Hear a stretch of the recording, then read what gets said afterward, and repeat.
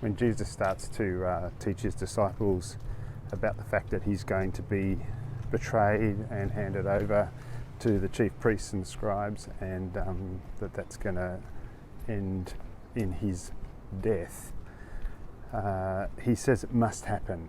And frequently we understand this necessity to be the will of God, the plan that God has worked out, and there is a sense of that for sure. But I think it's also important to get a sense of Jesus' awareness of world culture and his lack of willingness to play along with that, such that he will fall foul of it. And he knows that because of the way he's going to engage the authorities and so forth, his way of being in the world will mean that the world will reject him. So he can see that that's what has to happen. That's inevitable in that sense. It's a necessity. And Peter doesn't want to have a bar of this. He's kind of, you can almost hear him thinking, Jesus, you're not thinking this through. We can work it out. Like, we've got some savvy operators. We can get round this problem. We can do what we need to make sure that that doesn't happen to you, which is our burgeoning movement, and you're our leader, and we're going to make it work well for us and all that kind of stuff. And Jesus rounds on him in no uncertain terms, and the body language is pretty significant too, because he sort of says he turns to his disciples and looks at the disciples and addresses Peter. So Peter has his back as he addresses him, and he literally says, "Get behind me, Satan." So it's hard to conceive of a more brutal rebuke than that.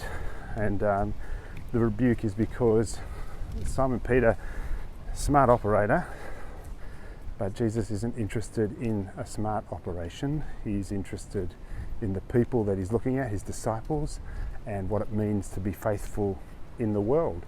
So he's not going to play the game. He's not going to do that which any savvy operator would do. He's going to do the thing that is faithful to his Father and his Father's call on his life. And he starts to make plain that if you want to follow him, it's going to be costly for you too. And you've got to take up your cross and follow in his footsteps and do it the same way. And these are hard words to hear. We kind of are looking for a saviour that's going to make life a bit more comfortable for us, and in a way that we're comfortable to receive it. And Jesus isn't really that kind of saviour. He's calling us into a way of being that puts us at odds with the world, and that is always inherently uncomfortable, sometimes more uncomfortable than other times, but there is always a tension in it. And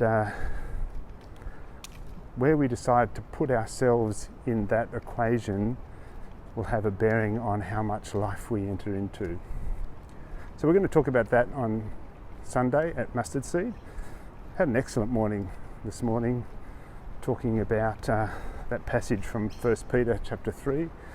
Had all sorts of things in it. You can look at that on the live stream recording, or indeed our YouTube channel with the sermons on it. But come along, don't get run over, Dave.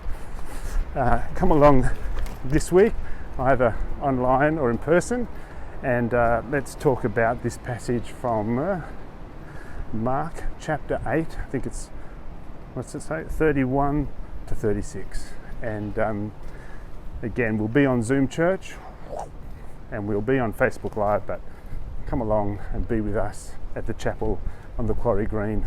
Look forward to seeing you there. God bless.